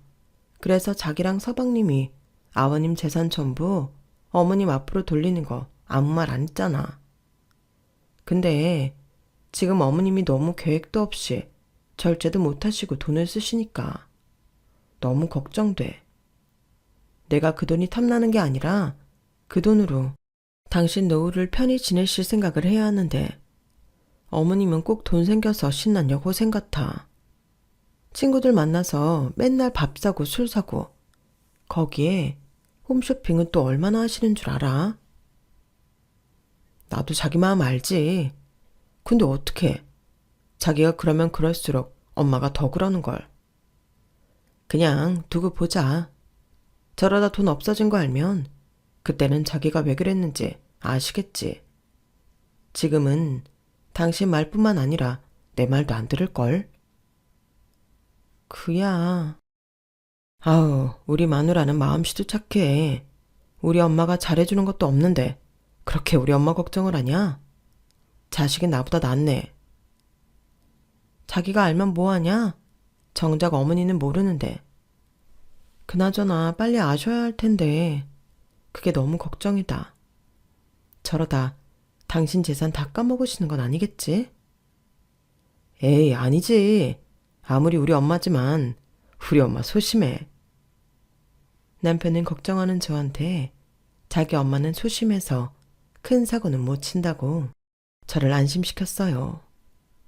하지만 방심은 금물이라고 시아버님이 돌아가시고 1년이 되었을 때 시어머니는 아주 대범한 사고를 치셔서 저희들을 깜짝 놀라게 하셨는데요. 글쎄, 당신 친정 식구에게 집을 담보로 1억이나 대출을 받아 빌려줬다고 하셨어요. 그것도 당신 남매 중에 가장 잘 사는 막내 작은 아버님께 사업자금차 투자를 하셨다는데 그 소식을 듣고 저는 물론이고 남편은 완전 뒤집어졌죠. 엄마, 도대체 왜 그런 쓸데없는 짓을 한 거야? 엄마가 무슨 돈이 있다고 대출까지 받아서 돈을 빌려줘? 그럼 어떡해. 네 막내 외삼촌이 죽는다고 앓는 소리를 하는데 누나가 돼서 그걸 그럼 보고만 있냐? 내가 다른 사람이면 또 몰라. 엄마 형제 중에 제일 돈 많은 양반한테 누가 누구한테 돈을 빌려. 대출이자는 어떻게 할 건데? 걱정하지 마. 대출 이자도 석중이가 다 내고 있고 1년만 쓰고 원금에 특별이자까지 쳐서 갚는다고 했어. 엄마는 그 말을 믿어? 어머, 얘 좀 봐. 그럼 너는 내 동생이 사기라도 친다는 말이니? 어쩜 치아빠 아들 아닐까봐 둘이 이렇게 똑같아. 아버지도 다 아니까 그렇지.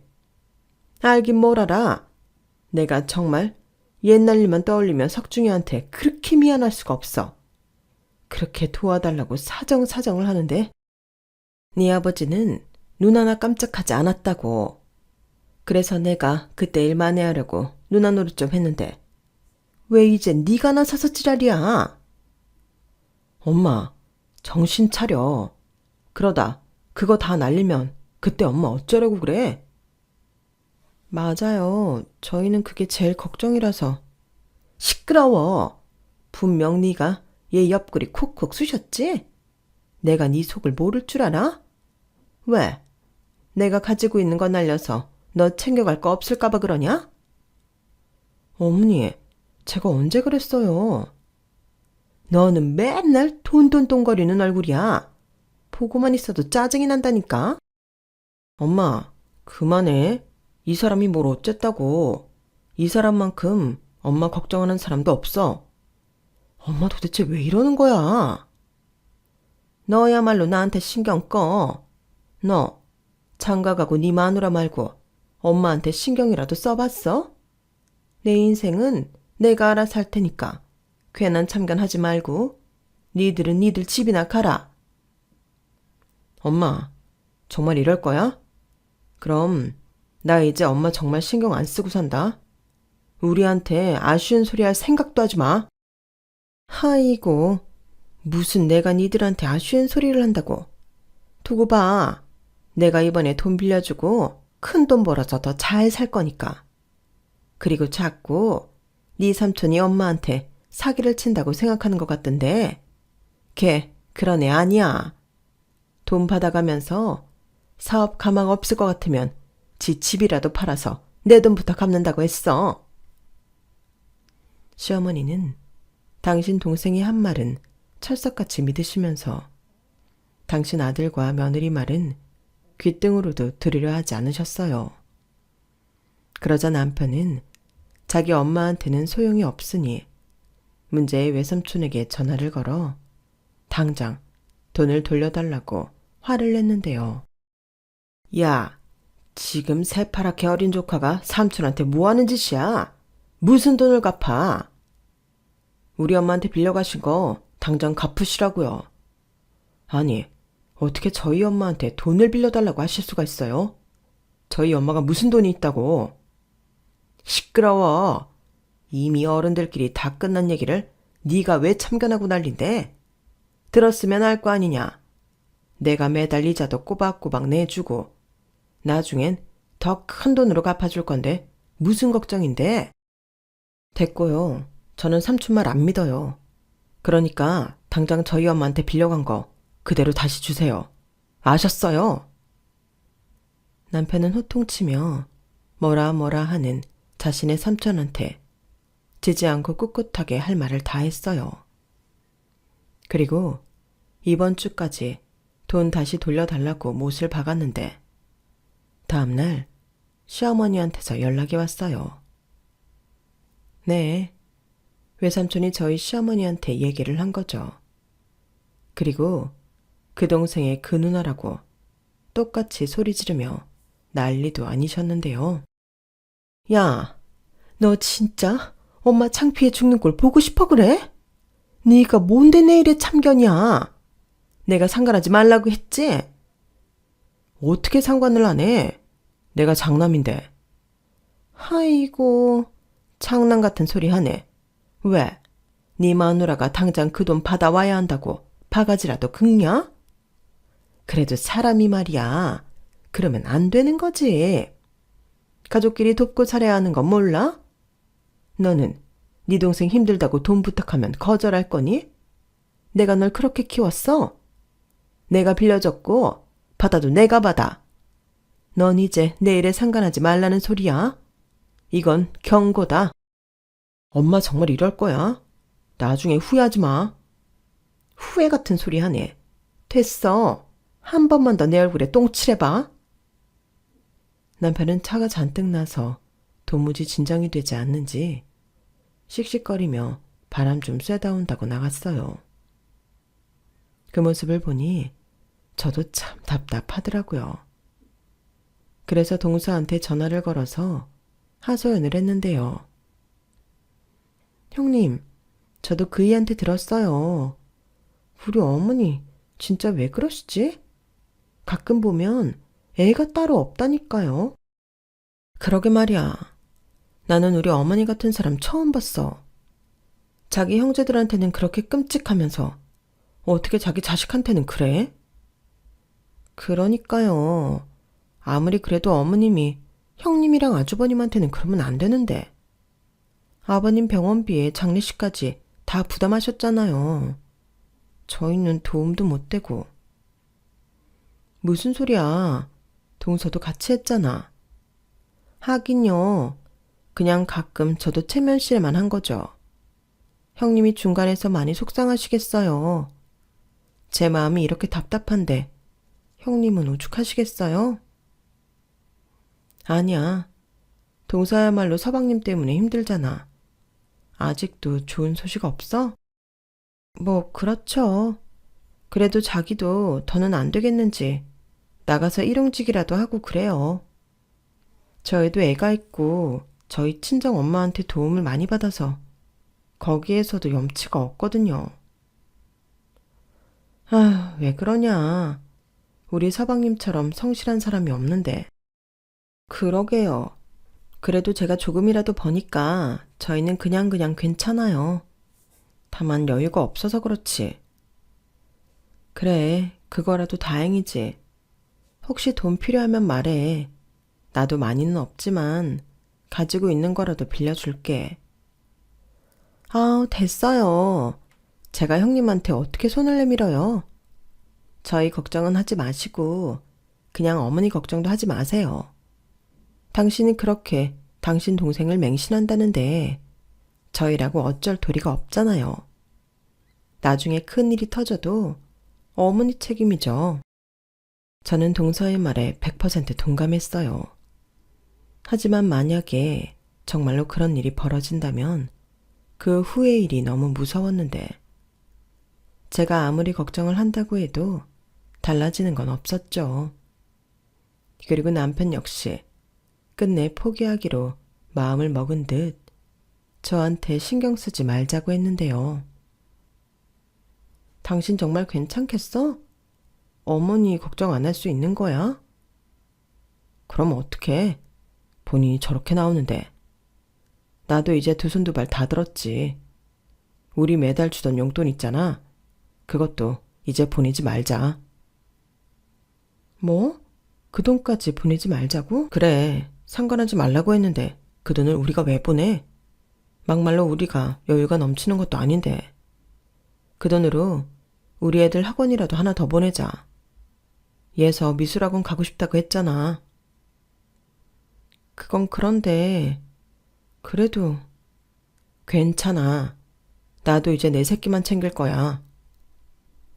남편은 그렇게 마음을 닫았어요. 그리고 이젠 정말 가족은 저희밖에 없다고 생각하는지. 전에는 그런 적이 없었는데 주말이면 여행도 가자고 하고 외식도 하자고 하더라고요. 솔직히 그 돈이 저는 좀 아깝기도 했지만 남편 마음을 제가 모르는 게 아니니 그냥 아까워도 애들한테는 좋은 추억이 되니까 눈 딱 감고 돈을 썼죠. 그러자 돈이 좋긴 좋은지 애들이 참 밝아졌는데 이게 사람 사는 건가? 저도 덩달아 좋더라고요. 그런데 그렇게 좋은 것을 알아가는 것도 잠시 정말 오랜만에 시어머니한테서 연락이 왔는데요. 다 죽어가는 목소리가 저를 두렵게 만들었어요. 얘 아가, 일을 어쩌면 좋냐? 아, 어머니 왜 그러세요? 무슨 일 있으세요? 그게 집이 경매에 넘어가게 생겼어. 일을 어쩌면 좋냐? 경매라뇨? 그게 무슨 말씀이세요? 외삼촌은요? 그 시기가 핸드폰도 없애고 죽었는지 살았는지 땅으로 꺼진 건지 하늘로 솟은 건지 어디로 갔는지 몰라. 시어머니는 귀신에 홀린 사람처럼 말씀하셨어요. 그리고 저는 일을 하다 말고 시어머니한테로 갔는데요. 일단 남편한테는 연락하지 않았어요. 남편한테 얘기하면 신경 쓰지 말라고 할 것 같아서 우선 사람부터 구하자는 심정이었죠. 그렇게 저는 헐레벌떡 시댁에 갔고 그새 마음고생을 얼마나 하신 건지 살이 쪽 빠진 시어머니가 저를 보자마자 주저앉아 대성통곡을 하셨는데요. 상황 얘기를 들어보니 제가 전에 걱정했던 일이 그대로 일어났더군요. 그 자식이 처음부터 작정을 한 게 분명해. 아니, 어떻게 다른 사람도 아닌 지 친누나한테 이럴 수가 있어. 어머니, 잠시만요. 그럼 삼촌이 지금 연락이 안 된다는 말씀이세요? 그럼 집은요? 삼촌 사시는 집 있잖아요. 내가 가봤지. 이미 그 집도 다 팔고 이사 갔다고 하더라. 핸드폰도 없어졌고 하늘로 솟았는지 땅으로 꺼졌는지 어디에도 없어. 다른 형제들은요? 모른대. 자기들은 돈거래 안 한다고 하고 영 끊은 지 오래됐다고 하더라. 얘, 나 이제 어떡하니? 이 집은 절대 안 돼. 저는 알면 알수록 답답한 시어머니의 상황을 도무지 혼자 감당할 수는 없었어요. 그래서 어쩔 수 없이 남편한테 얘기를 했고 남편은 눈 하나 깜짝하지 않더라고요. 집이 경매에 넘어가던 말던 자기가 상관할 일이 아니라며 저한테도 쓸데없이 자기 엄마 만나고 그러지 말라고 하는데 괜히 제가 더 마음이 쓰였어요.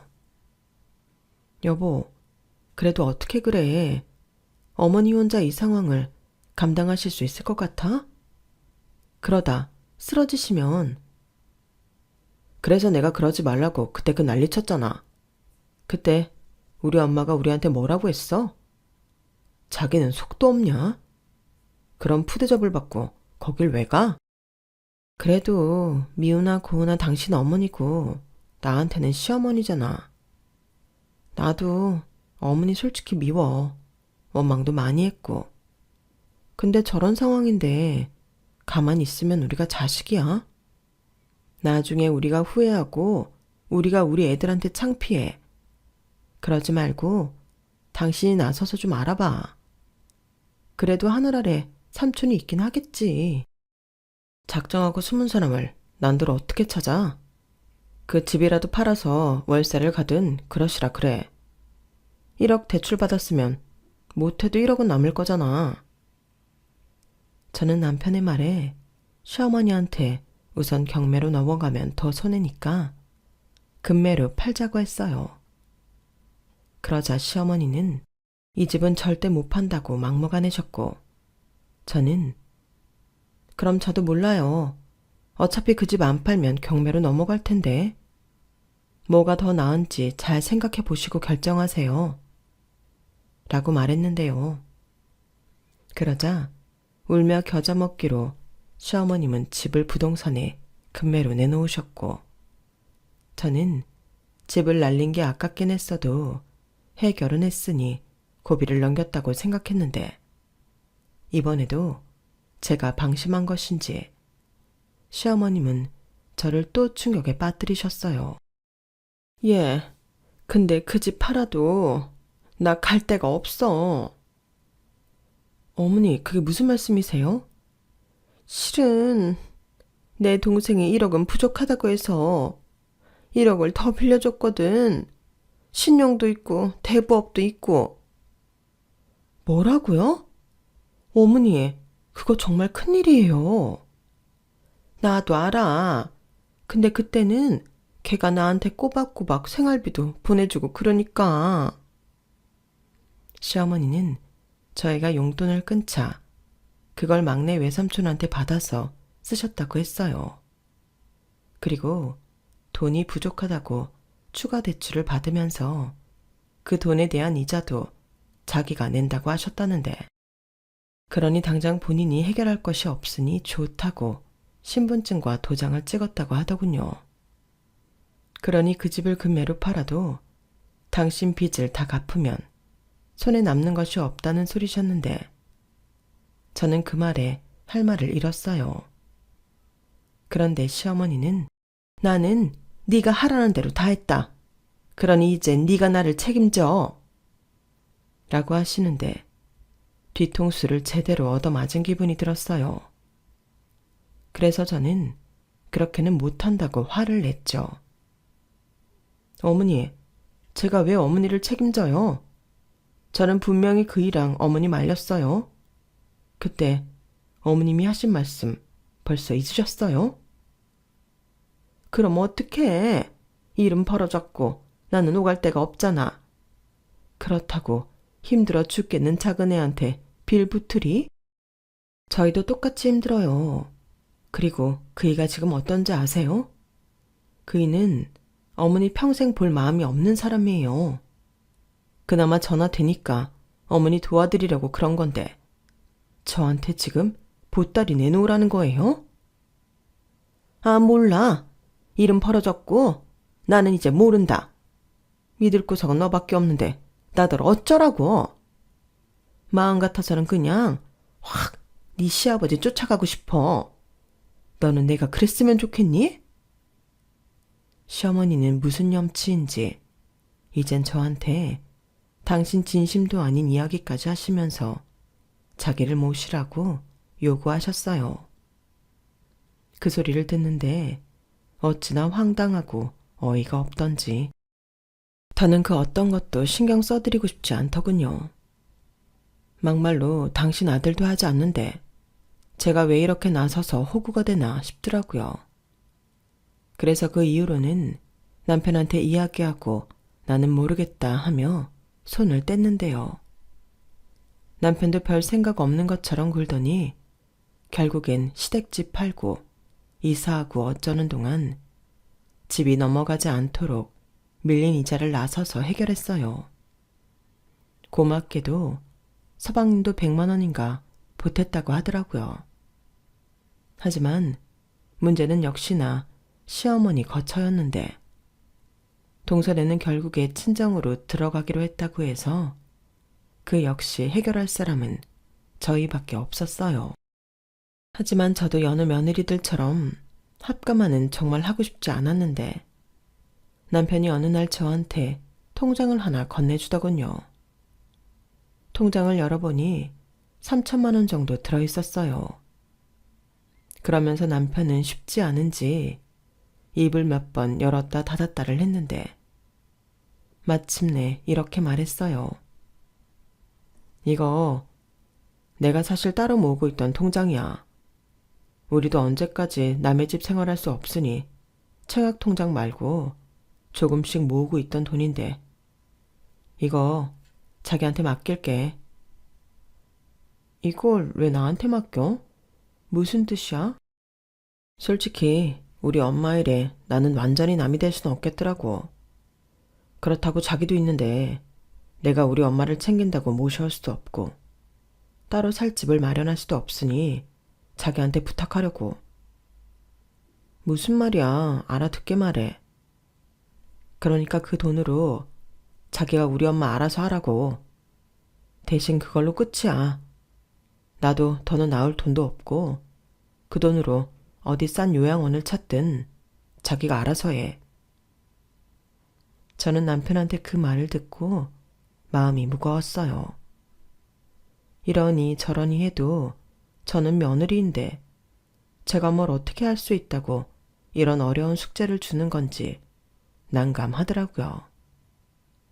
하지만 한편으로는 남편한테 고마운 마음도 컸는데요. 저 몰래 돈을 모은 것도 저를 배려해 저렇게 말해주는 것도 너무 고마웠어요. 그리고 그때 제 머리엔 한 가지 생각이 떠올랐는데 어쩌면 이게 시어머니한테 평생 남을 기회가 될지 모른다고 생각했죠. 평생 돈 버는 일은 해본 적이 없는 시어머니시니 이참에 정말 혼자 사는 특훈을 시켜드려야겠다고 생각했어요. 막말로 시어머님이 언제까지 사실지 아무도 모르는데 이후에도 비슷한 일이 생기면 그때는 정말 도와드릴 수도 없고 도와드리고 싶지도 않을 것 같았거든요. 그래서 남편이 준 돈 중에서 2천만 원으로 원룸 월세를 얻었고 10평 정도 되는 사이즈라 좀 좁긴 했지만 시어머니 혼자 생활하시는 데는 아무 문제 없을 것 같아서 시어머니한테 상의도 하지 않고 계약을 했어요. 그리고 시어머니를 모시고 그 집에 들어갔는데 아파트에서 사시다 좁은 원룸에 들어오니 시어머니 눈살이 자동으로 찌푸려지시더군요. 그러면서 설마 아니겠지? 하는 눈으로 저를 쳐다보셨는데 이내 제가 아무 말도 하지 않자 시어머님이 먼저 물으셨어요. 여기가 어디냐? 어디긴요. 앞으로 어머님이 지내실 어머니 집이죠. 그리고 여기 월세가 35만 원이요. 아, 공과금이랑 관리비는 별도고요. 다음 달부터 잊지 마시고 잘 내셔야 해요. 뭐? 내가 그걸 왜 내? 왜긴요. 어머님이 사시는 집인데 어머님이 내셔야죠. 그리고 여기 제가 이 동네 다 뒤져서 알바 구한다고 붙은 거 다 뜯어왔어요. 내일부터 빠짐없이 여기 전화해서 면접 보세요. 면접을 봐? 누가? 내가? 얘가 도대체 왜 이러는 거야? 너 지금 나랑 뭐 하자는 건데? 보면 모르세요? 저는 딱 여기까지만 한다고요. 앞으로는 어머님이 하세요.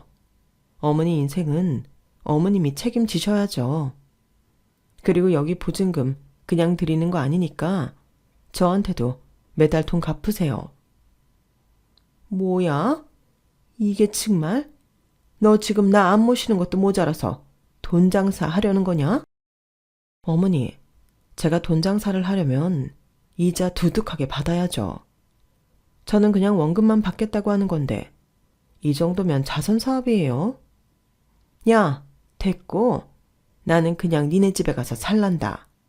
내 아들이 있는데 이런 개집 같은 데서 어떻게 살라는 거야? 그리고 하나부터 10까지 다 나 혼자 벌어서 해결하라고? 네, 어머니. 바로 그거예요. 아주 잘 이해하셨네요. 제가 따로 설명드릴 필요도 없겠어요. 뭐야? 넌 이게 재밌냐? 설마요. 근데 저도 솔직하게 말씀드리면 저 어머니 모시기 싫어요. 막말로 어머님이 사지 육신 멀쩡한데 제가 왜 어머니를 모셔요? 그리고 나중에 어머니 어디 아프시거나 죽을 병 걸리셨다고 해도 안 모시고 시설로 보내드릴 거니까 어머니를 위해서 지금이라도 열심히 버세요. 뭐야? 뭐 이런 못된 년이 다 있어? 너 지금 말 다 했냐? 네. 그러니까 얼른 일자리 구하시고 매달 내는 돈 꼬박꼬박 잘 내세요. 저한테도 잘 내시고요. 만약 안 주시고 버티시면 그때는 이 집도 그냥 뺏어버릴 테니 그런 줄 아세요. 뭐야? 이게 진짜 포자보자니까? 왜요? 싫으세요? 그럼 그냥 지금 이 집 뺄까요? 그럼 어머니는 어디 가실 건데요? 가실 때는 있으세요? 막내 동생도 순진한 누나 등쳐먹고 튀었는데 어머니 이제 거지예요. 야, 너 정말? 그리고요, 제가 이 얘기는 할까 말까 고민 엄청 했는데 그 이는요, 이제 어머니 평생 안 본다고 했어요. 그러면서 저한테 알아서 하라고 했는데 그니까 어머님은 이제 믿을 곳이 저밖에 없는 거예요. 제가 이제부터 어머니 안 본다고 하면 이대로 끝나는 거라니까요. 야, 네가 뭔데 끝낸다 만다 해? 됐어. 나는 내 아들이랑 얘기할 거야. 내 아들이 절대 그럴 리가 없어. 그럼 그러시던지요. 그럼 여기 계약은 없던 걸로 하면 되는 거죠? 저는 이제 아무것도 몰라요. 어머니 소원대로 평생 상관하지 않을 테니까 저한테 전화도 하지 마시고요. 아니다. 어머니 번호 차단해버려야겠다. 시어머님은 제 말에 거의 울 것 같은 죽상을 하셨어요. 그리고 일단은 자기 아들한테 SOS를 치려고 전화를 하셨는데 그 아들은 전화를 받지 않았죠. 이미 자기 엄마 번호를 차단했거든요. 그러자 시어머니는 이제야 사태 파악이 됐는지 저를 보는 눈빛이 달라지셨는데 죽기보다 싫은 얼굴이지만 끝내 자기 손으로 제가 내놓은 아르바이트 전단지를 챙기셨어요. 저는 여기까지예요. 어머니 일자리 못 구하시면 이 집에서도 쫓겨나시는 거니까 위기감을 갖고 최선을 다해서 면접 보세요. 그래도 제가 딱 봐서 어머님 또래가 할 수 있는 일 모아온 거니까 제 정성도 좀 알아주시고요. 정성은 개뿔? 이제 어머니는 믿을 구석이 정말 저밖에 없는데 계속 그러시면 저 진짜 여기 계약 취소하고요. 어머님은 뭐 독거노인센터 그런 데 가시면 되겠네요. 아니야. 알았어. 하면 되잖아. 한다고. 내가 이런 건 안 해봐서 그래. 해보면 다 할 수 있어요. 저도 초등학교 때부터 다 해본 거예요. 초등학생도 하는데 주부 구단인 어머님이 못 하실까요? 너 지금 나를 놀리냐? 아니요. 방금 그건 진심이에요. 저희가 능력이 아주 좋으면 모르지만 저희도 어려워요. 저희도 애가 셋인데 저도 진짜 일하기 싫단 말이에요. 저 초등학교 때부터 지금까지 일 쉬어본 적 없거든요. 그래? 아니, 네 엄마는 뭘 하고? 저는 제가 벌어서 동생 문제집도 사주고 준비물도 사주고 수학여행도 보냈어요. 그래서 어머님이 동생 챙기고 싶어하는 마음 모르지 않는데 저는 애를 낳아보니까 동생보다 애들이 더 귀하던데요. 근데 우리 어머니는 아닌가 봐. 어머니 아들 지금 완전 서운해요. 오죽하면 자기 엄마 번호도 차단했겠냐고요. 시어머니는 제 말에 더는 아무 말도 못하셨어요. 전에 같았으면 분해서 저를 여러 번 무섭게 째려봤을 건데 그것도 안 하시더라고요.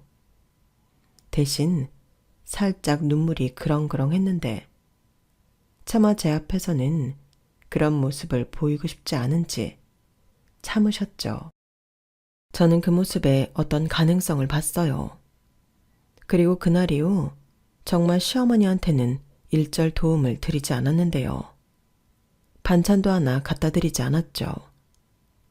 그리고 남들이 보면 매몰차다고 할지 모르지만 꼭 필요하지 않으면 연락도 하지 않고 시어머님도 뵈러 가지 않았는데 다행히 시어머니는 아르바이트도 하루에 2개씩 하고 스스로 사는 법을 터득해 나가셨어요.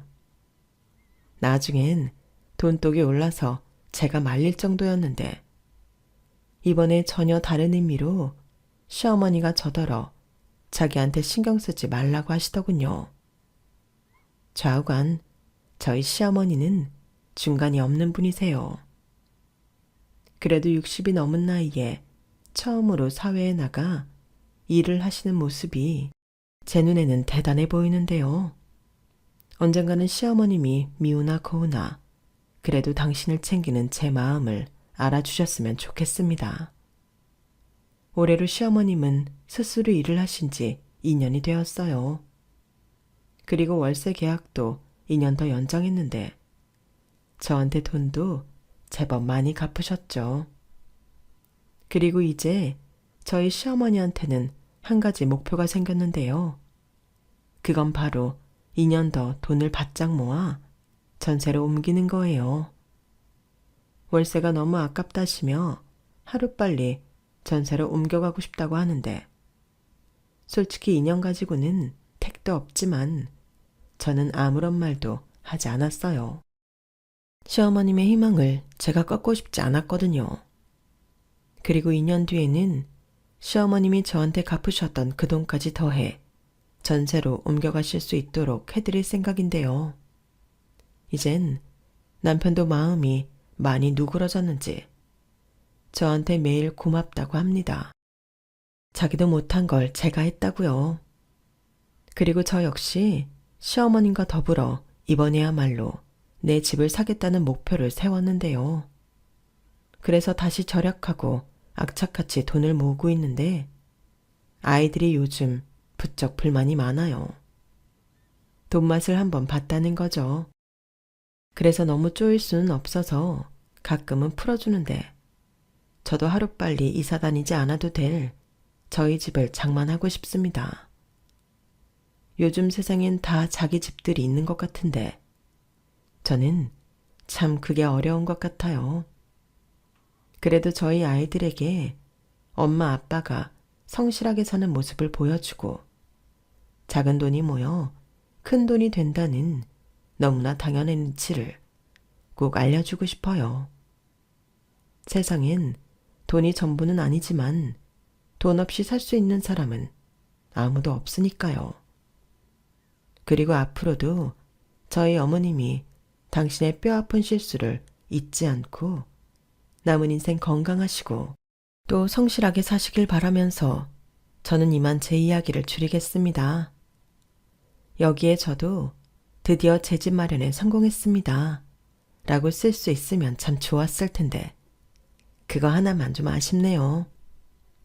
원래 나는 힘들어도 남들은 쉽게 쉽게 성공한다고 늘 사연 읽으면 다들 성공하시고 큰 돈도 벌고 그러시던데 저는 그게 아니라서 좀 씁쓸해요. 하지만 저도 언젠가는 제가 원하는 예쁜 집에 저희 가족들과 더 큰 행복을 누리며 살 것이기에 더 파이팅 하렵니다. 최소한 5년 안에는 저도 남편도 꼭 내 집 장만에 성공할 거예요. 이번에야말로 진짜로 성공할 수 있길 바라며 여러분들이 많은 응원해 주셨으면 좋겠습니다. 그리고 저희 서방님은 드디어 재취업에 성공하셨어요. 이렇듯 모두 열심히만 살면 원하는 것을 얻을 테니 저도 더욱 열심히 돈을 모으도록 하겠습니다. 이렇게 제 이야기를 정리하니 제가 참 대견스럽네요. 시어머님 인생도 바꿔드리고 제 동생은 물론이고 제 아이들까지 이번 생에는 이렇게 남 좋은 일만 하는 인생인가 봅니다. 그래도 괜찮아요. 남들만 좋은 게 아니라 저도 같이 좋으니까요. 이렇게 모두가 같이 좋으면 그거야말로 해피엔딩 아닌가요? 저는 그렇게 생각합니다. 정신승리라고 말씀하셔도 괜찮아요. 원래 행복은 마음에서 오는 거라고 했잖아요. 그럼 지금까지 제 사연을 들어주셔서 대단히 감사하다는 말을 전하며 저는 이제 정말 인사를 드릴게요. 항상 건강하시고 속 썩이는 누구 없이 늘 행복하시길 진심으로 바라겠습니다. 안녕히 계세요. 여러분, 사연 댓글에 응원과 현명한 조언 부탁드려요. 좋아요와 구독은 저에게 큰 힘이 됩니다. 오늘도 좋은 일 가득하세요.